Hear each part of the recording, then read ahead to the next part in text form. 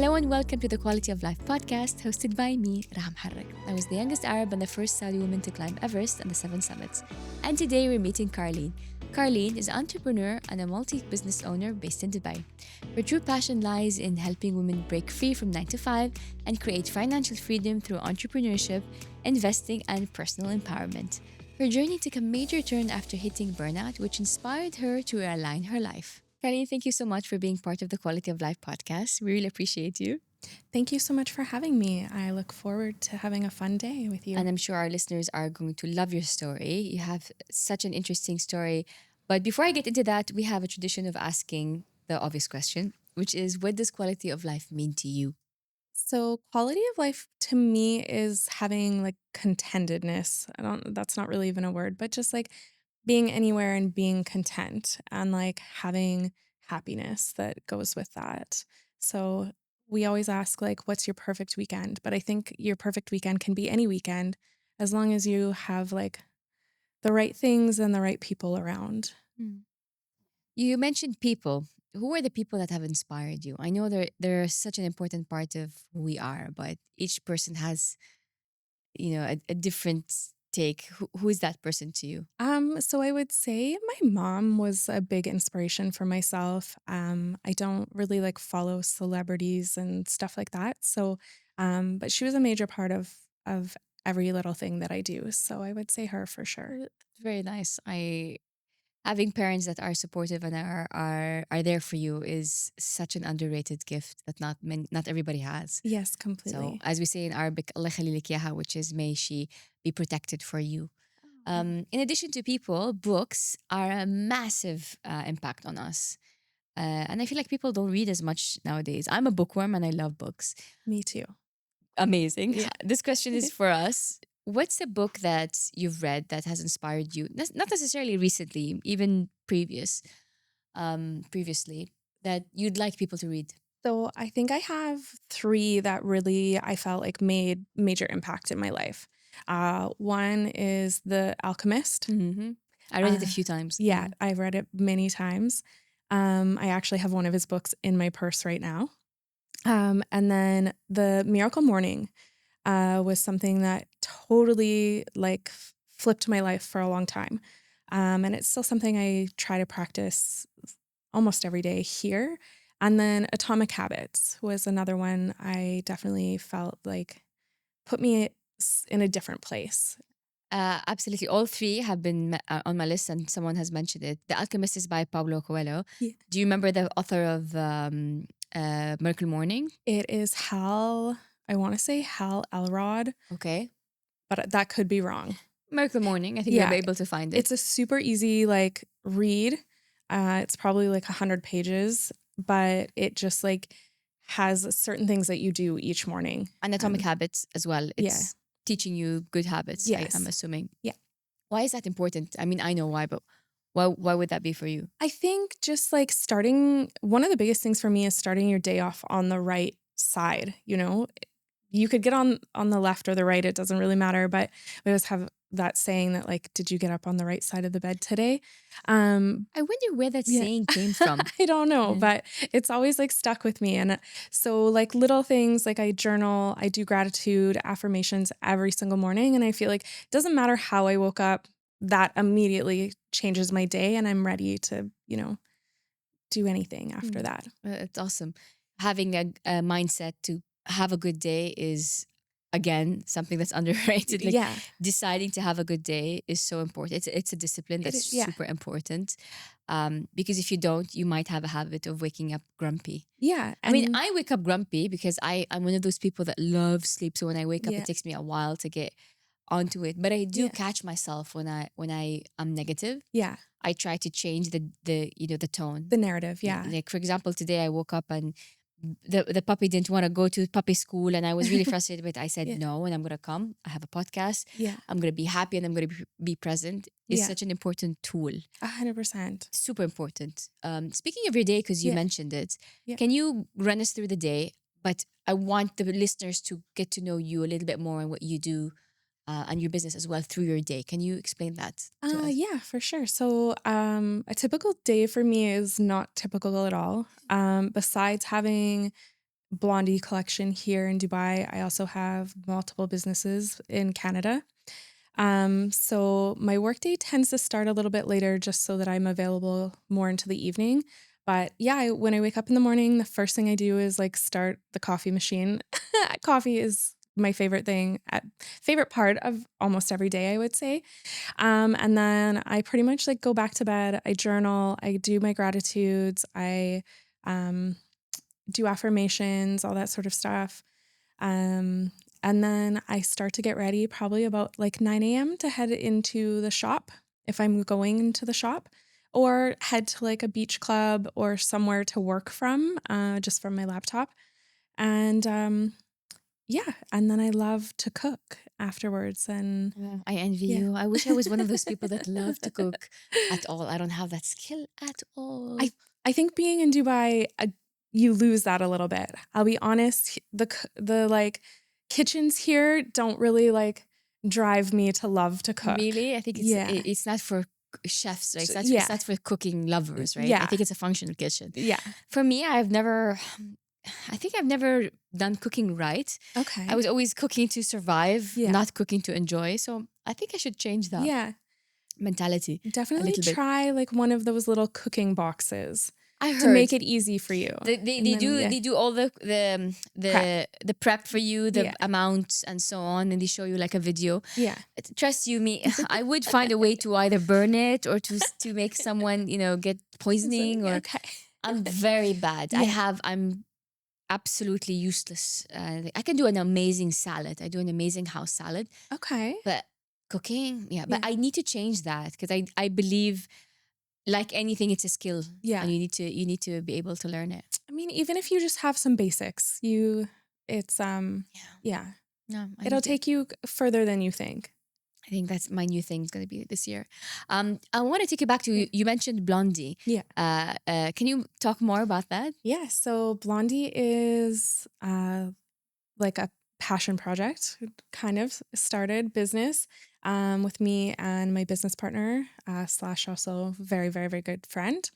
And we had come to like Dubai on vacation, How and long ago was that? that was 2 years ago. Oh, okay. And we fell in love with Dubai. But one of the biggest problems we had was shopping. We're both very big shoppers, and it was something that we just in the first year that I visited Dubai, I was here like 4.5 months.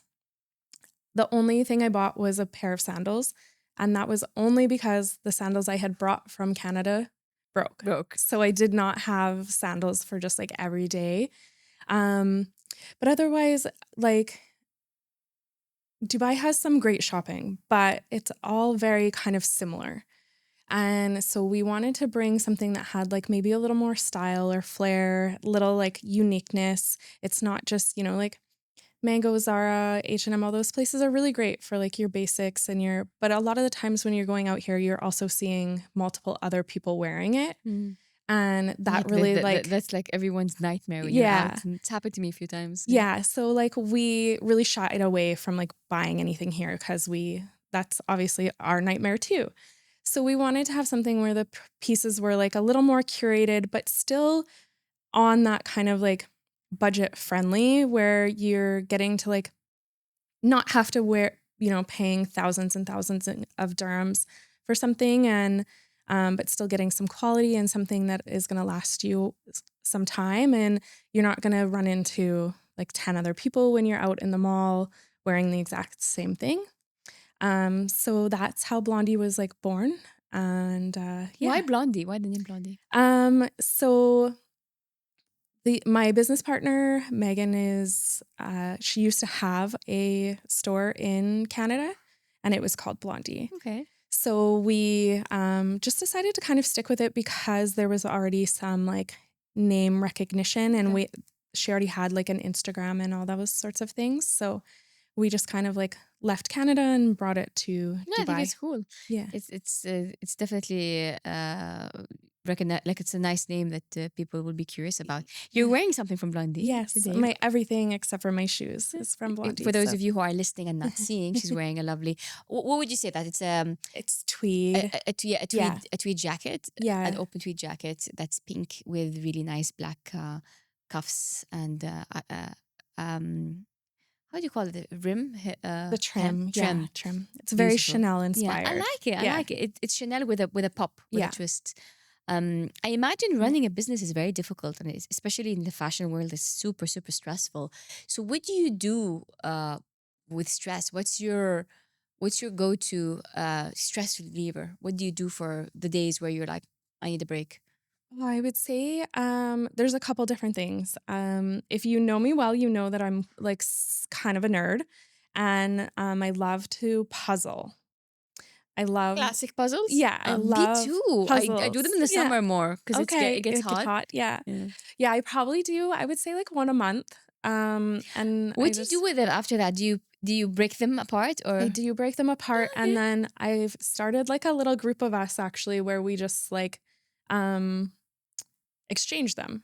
So once Oh. I'm done with it, somebody else gets it, and then somebody else gets it. I want to be in And that group. Yeah, well, you would be more than welcome. You know what I've Yeah. been doing? I framed a few Okay, yeah. because one of them or a few of them were like maps or Yeah. whatever. But I got this thing where it's a puzzle keeper. So it's this mats that you put. Oh yeah. Have you seen yeah, it? I've seen them. And yeah. then you blow a long tube and then you wrap the bit- puzzle around okay. it and then you can store it. Yeah. I've done that. But the point is to have a puzzle. You know, Yeah. Do you find though? So, and my thing is, I'm very like, I'm not minimalistic in certain ways, but I don't like books, puzzles, like that sort of thing. I don't want to keep because I don't want to like move it. Okay.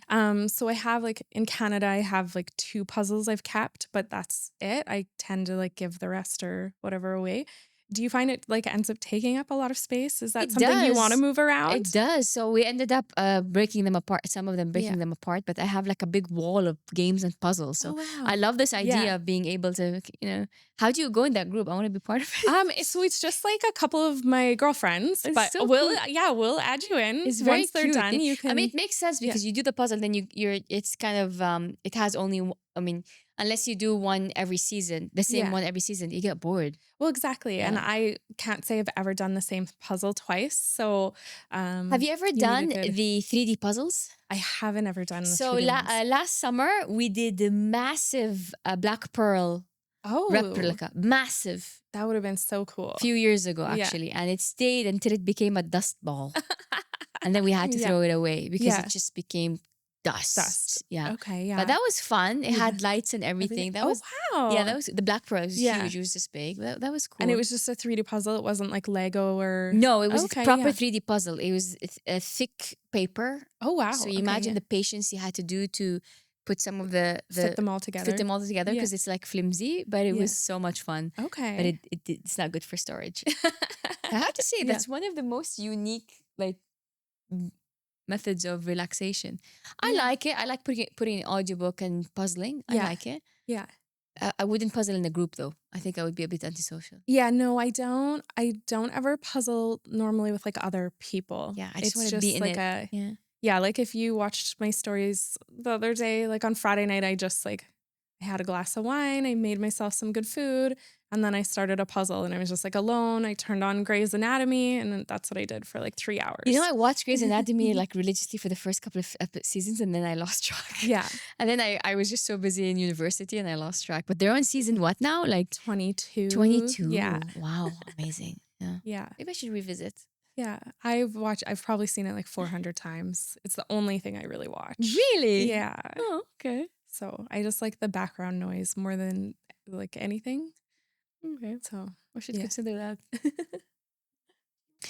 In addition to puzzles, you mentioned journaling and gratitude. Can you elaborate a little bit on that? yeah, so every morning I start my day after I have like my coffee. I start my day by journaling. That includes like doing gratitude. So saying things that I'm grateful for, either that happened the day before or just in general.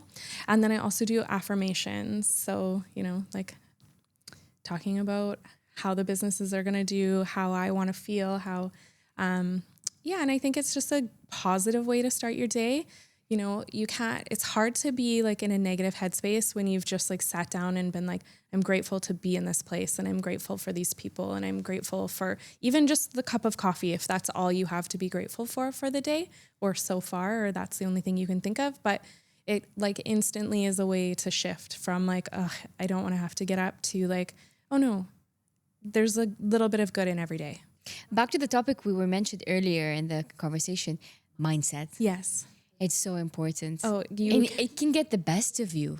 Yeah. Like a good or bad mindset, it can really make or break whatever you're doing. Yeah, it plays a huge part in every aspect of your life, I believe personally. And that's why I say, like, even if all you're grateful for is that cup of coffee that you're drinking, or that you have a roof over your head, or whatever, it does instantly trigger your mind to be like, okay, there's still good stuff. There's still things that like I have that maybe other people don't, or I'm growing towards something, or you know, I have people who love and support me and not everybody has that, or it just like gives you that instant moment of goodness. As ironic as it is, it really, it's what you make of it. Like it's, you know, you are what you think, and it's so important, but we just forget it. We just forget how strong and important it is to have that mindset. Like, yeah, and that's why like I do it every morning, right? It's just like part of how I start my day, because it's really easy to be unmindful or just forget. We get busy. There's so much going on, especially in Dubai. I feel like time just like flies by, and it's so fast. Yeah, like it's so fast. And so just having like that little moment to myself, you don't pick up your phone, you're not like, you know, on the socials yet, or checking your emails, or yeah, it just like reminds you that anything is kind of possible, and as long as you can remember that. It's easily said but difficult to do. Yes. And so simple to conceptualize but hard to implement. Yes. But it's a game changer. Practice Absolutely. makes perfect. Yeah. So we talked about the positive side of having your own, you know, brand and having a good mindset, but this is life, and life can get difficult, and there's always there's darkness when there's light. So I would like to talk to you about the difficulties. What's the biggest challenge you faced in your journey? And maybe someone will have a lesson that they can learn from your struggle. Yeah. And you can give them some advice on what they would do. So I guess what should they do? The biggest struggle I ever had was like full burnout. Like my adrenals were failing me. My body, in a sense, I guess, was failing me. I didn't even, as a woman, this is not something they talk to you about. They don't even really like tell you this is a possibility. So I like wasn't sleeping. I wasn't eating. I like could barely function. Like I could barely get through a full day without like, without a nap, honestly, but that I couldn't nap, if that makes sense. Yeah. You were burning out, but you didn't realize it. Like you were wondering what's going on. Yeah. You thought you were sick, probably. Yeah. So I had no idea what was going on. And I actually, like, in Canada, had gone to the doctor multiple times. And the only thing they would tell me was that I was stressed. And they were like, you need to reduce your stress. And with what I was going through at the time, I was like, how do you do that? How do I just all of a sudden reduce my stress? How is that? Thank you. Yeah. For the advice, but how? Yeah. And so they didn't really have any solutions for me on that. They just told me like work less, but I was working like full time in the film industry, and I'd just taken over 2 businesses because my dad had passed away. No, well, like, thank you. While his girlfriend was like suing us, and oh God, and his like kind of somewhat business partner was like pretty much trying to cut us off in all areas. And so I was like, how do I do this? How do I function and be able to do the things that I need to do and like not be stressed, because like these things are all stressful.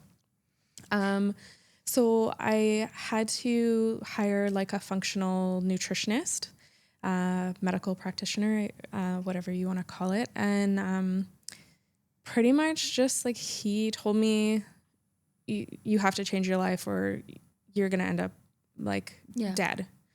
I was starting to lose like some function as far as like being able to, they thought I might never be able to like have kids and all these sorts of things. And I was like 31, 32 at the time. So that's like hard to hear. So yeah, he like more understood that it wasn't just going to be a flip and I couldn't just like stop going to work. So we started working together and he was like, you need sunlight every morning. He's like, go stand on the balcony for 10 minutes. He's like, I don't care. Don't do anything while you do it. Just stand on the balcony. Well, you're in the right place for that. Yeah.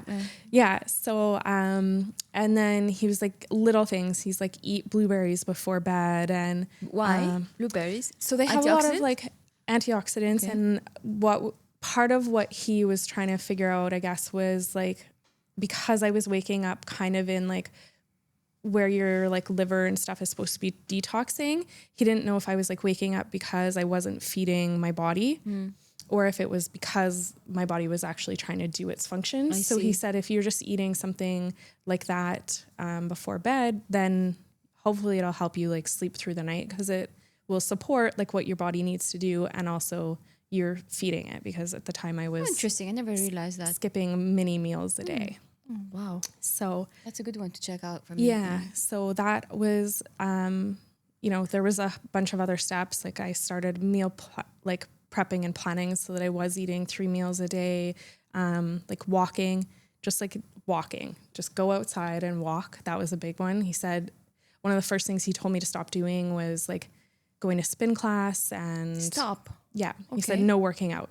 Okay. That was because I was so far in like survival mode already that it was just making it worse. Yeah. So he said, no working out. He said, if you like want to do anything, he said like 2 walks, 30 minutes, 1 in the morning and 1 in the night after you've eaten dinner. That's it. He said, if I see you working out, he's like, you're going to be in trouble. You're on the edge anyway. Yeah. So, okay. So, so that was like the biggest, eye opener for me was like, I just couldn't sustain going forward. I had to make a change or I was going to fail in like every area of my life. Yeah. So yeah, that. But mashallah, now you came back and you feel like you're in a better place after you worked on yourself and you managed to create businesses as a woman, a successful business as a woman. Yeah. What do you think is the biggest misconception in that field or in that journey as a businesswoman? So I've worked mainly, besides the clothing business, the boutique, I've worked mainly in very male-dominated industries.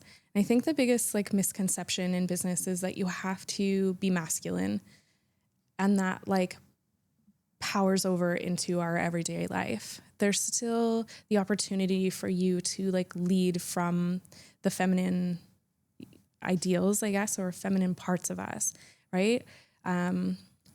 The companies that perform the best on the S&P 500 are women-led. And it's because we have better intuition about employees. We have more empathy. We, have a lot of like emotions, which sometimes if those get the better of you all the time, it makes it very hard. But if you can learn to like lead from those and rein them in so that you're in control of them a little bit, we actually make incredible leaders. I like that you mentioned the emotions because that's what drives many of us. Yeah. But I got really annoyed once when someone told me that, a woman can't do this because she's emotional. I can't remember what the context was. And I looked at this person, I said, I love how we live in a world where we were brainwashed to believe that anger isn't an emotion. Yeah. And anger is synonymous with men. Yes. But that's not an emotion. Yeah. No, that's not emotion. But empathy and feeling upset and feeling sad is an emotion. Yet anger isn't. Yeah. No, it's not. Guy, who are we kidding? Yeah, they're all emotions. They're all emotions. Who are we kidding?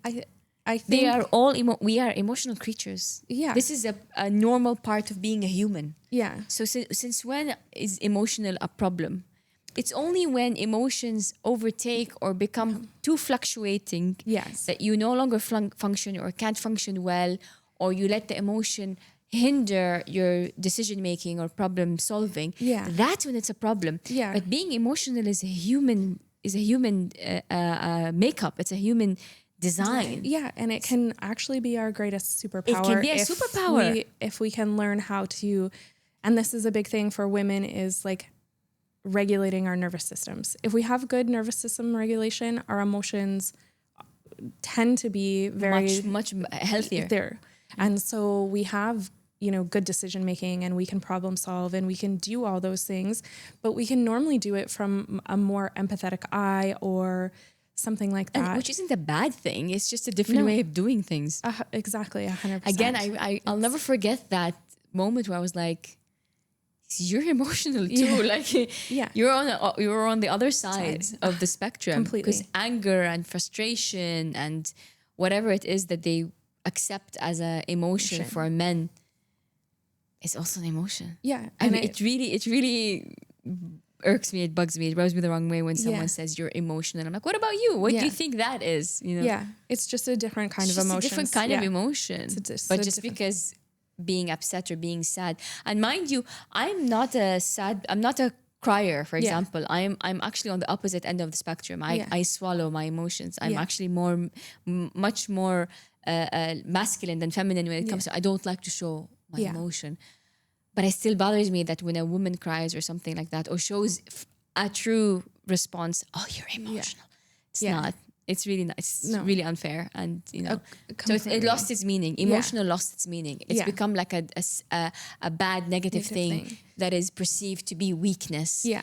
But it's not. It's not. It's actually one of our greatest powers. And it's the reason why we, as women, we're the ones chosen to raise babies and do all these things instead of, our male counterparts. Yeah. It's not. And no one's better than the other. It's just different ways of going through the world. Yeah, exactly. I wanted to ask you, where do you see yourself? Where do you see the evolution of your brand? Or where do you see, the next steps? So, I mean, we just have one location currently in JBR, but we would love to see Blondie all over the GCC and even further than that. That's cool. Yeah. I think we've talked a lot about Saudi is maybe a next stop. Okay. So yeah, I'm sure that would be a really interesting market. Yeah. It's got a lot of potential in different ways, I think. Yeah. So yeah, especially in the capital, there's a lot of fashion. Yeah, it's very cutting edge in Riyadh. For me, I'm just very curious. Yeah. What's your favorite piece from Blondie? What's your favorite go-to item in Blondie? My favorite piece and my go-to item are very different. Tell me. So I have my go-to item. It's just a black, or it's a blue and white striped dress. Okay. It's got a couple little cutouts. So it's but it's midi length. Midi. So, but it's linen, and it's just incredible. I wear it at least once a week. Yeah, to work. But it's great. You can move around. You have lots of flexibility. And then my favorite piece is this green 2-piece set. It's pants and this top, and it's ombre, and the pants are just huge and wide-legged, and I'm obsessed every time I see it. I want to check it out. Please send it to me on Instagram if you can. I would love to. Yeah.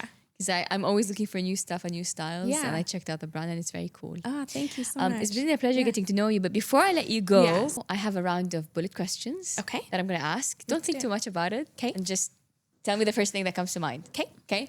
Ready? Yeah. If you were a fruit, what would you be? Watermelon. I can see it as a watermelon. Mountains or beaches? Beaches. Me too. Or maybe yesterday we had a guest, a mountain near a beach would be nice. Yeah. If I can have both. Early bird or night owl? Early bird. Okay. A word that defines you? A word that defines me. I would say courageous. Fitting. Yeah. What's your biggest fear? My biggest fear is going through this life and not leaving something memorable behind. Beautiful. Very honorable. Introvert or extrovert? Neither. Omnivert. I learned this one. Omnivert. So I don't think you're either. I think we can be all of them in one. I love different settings. Yeah, different settings, and I'm very content by myself, but I love getting to be social with the right people. Okay, that's a nice one. I like omnivert lately because I've been trying to define myself, and now I keep saying I'm an omnivert because I like the word. What's your mantra? My mantra. Oh, that's such a good question. Just do something every day, even if it's just 1% better than yesterday. Good one. What's your superpower? Superpower. I would say my ability to connect in the right scenarios. Okay. For sure. Yeah. A guilty pleasure? Guilty pleasure is, I'm a sucker for like a good coffee. Always. It doesn't matter when, where. If you tell me it's good, I'm probably going to try it. And every night I have a piece of dark chocolate. Okay. Mint flavored dark chocolate. Mint flavored dark chocolate. That I wouldn't be able to eat it. I don't like mint or dark chocolate. Yeah, you would hate it then. But I know the dark chocolate lovers really love dark chocolate. Yeah. It's actually actually healthy. taste. It's healthy. Yeah. It's a healthier chocolate. Yeah. At least it's healthy. Yeah. And the last question is, if you would write an autobiography, what would the title be? Oh, I have no idea. Probably something like Just Keep Moving Forward. Or we always joke, like me and one of my girlfriends, that like just girls who just don't ever shut up. You know, we just talk for hours on end. So probably something like We Just Couldn't Stop Talking. Good one. I think having a voice and using it is a skill that, or you tend to lose it. Yeah. Along the way in your journey, you tend to, especially women, you tend to like. I feel like we have it as children really big, and then the world like slowly picks us at us a little bit, and we lose it a little bit. And I'm starting to try and find mine again. That's how I feel about curiosity. I think we're all born curious, and then with time, it slowly diminishes as you grow, and then you get into adulthood. Yeah.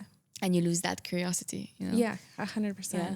Thank you for listening to the Quality of Life podcast, hosted by me, Raha Muharrek, and produced by Pineapple Audio Production. Please do follow us and subscribe so that you don't miss an episode, and keep listening every Friday morning and Tuesday for our mini bonus episodes. Before I wrap up and Carleen starts her yummy Sunday, I wanted to take a moment to say a huge thank you to London Dairy for the support of the series, the Quality of Life podcast, because London Dairy ice cream is all about little moments of joy and relaxation. If you'd like to know more, check out the show notes for more information. Thank you so much for listening. See you next time.